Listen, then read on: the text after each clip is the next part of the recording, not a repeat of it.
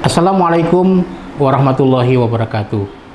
Saudara-saudara kaum muslimin dimanapun berada, air Zam-Zam adalah air terbaik di muka bumi ini yang di dalamnya mengandung berjuta keistimewaan dan keberkahan.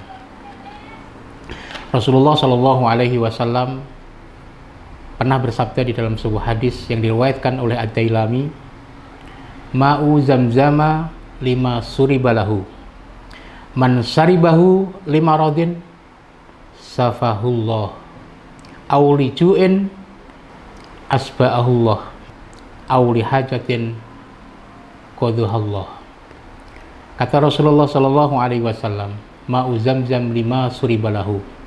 Air Zam-Zam itu tergantung niat untuk apa ia diminum.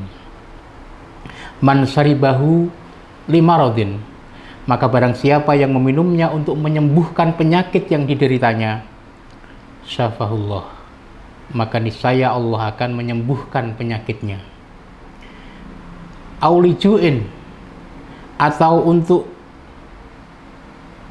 mengganjal rasa laparnya, asba'ahullah, maka niscaya Allah akan membuatnya kenyang. Auli hajatin, atau ia minum air Zam-Zam untuk sebuah hajat atau keperluan, qaduhallah, niscaya Allah akan memenuhi hajatnya, maka niscaya Allah akan memenuhi keperluannya.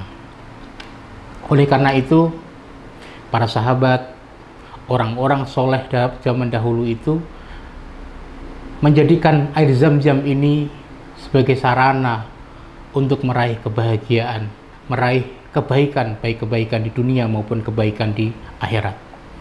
Misalnya Umar bin Khattab, beliau minum air Zam-Zam untuk menghilangkan rasa haus di hari kiamat.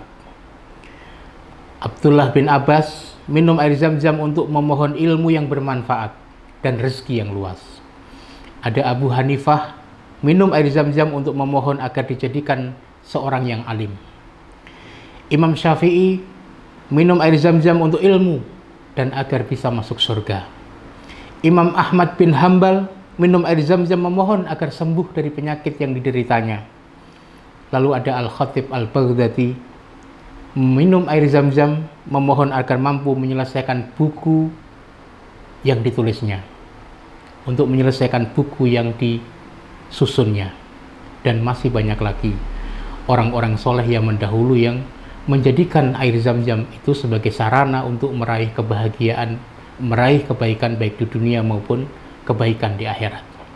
Tidak hanya para sahabat dan orang-orang soleh pada zaman dahulu yang ngalap keberkahan dengan air Zam-Zam, tetapi juga banyak orang-orang zaman kini yang telah merasakan keberkahan minum air Zam-Zam. Di antaranya adalah air Zam-Zam yang dimanfaatkan sebagai sarana untuk penyembuhan atas berbagai penyakit yang dideritanya. Misalnya ada kisah anak autis yang lancar berbicara setelah mulutnya dibasuh dengan air Zam-Zam. Ada seorang istri yang lama nggak bisa hamil, lalu kemudian bisa hamil setelah minum air Zam-Zam. Lalu ada seorang yang bisa menggerakkan tangan yang lumpuh setelah minum air Zam-Zam. Juga ada seseorang yang sembuh dari penyakit kanker yang dideritanya setelah minum air Zam-Zam. Juga ada seseorang yang sembuh dari penyakit alergi mata setelah diusap matanya dengan air Zam-Zam. Dan masih banyak lagi testimoni-testimoni terkait bagaimana air Zam-Zam dijadikan sebagai sarana kebaikan di dunia dan kebaikan di akhirat, termasuk di dalam sebagai upaya penyembuhan berbagai macam penyakit. Nah, buku ini mengupas secara tuntas, merangkum secara tuntas berbagai hal yang terkait dengan air Zam-Zam, sejak dari sejarah asal-usul air Zam-Zam, profil air Zam-Zam, hingga kedahsyatan keutamaannya, baik ditinjau dari sisi agama Islam maupun dari sains modern. Di dalam buku ini juga dilengkapi dengan berbagai macam testimoni dari para sahabat, para ulama soleh zaman dahulu dan orang-orang sesudahnya yang telah merasakan keberkahan dan manfaat setelah meminum air Zam-Zam. Assalamualaikum warahmatullahi wabarakatuh.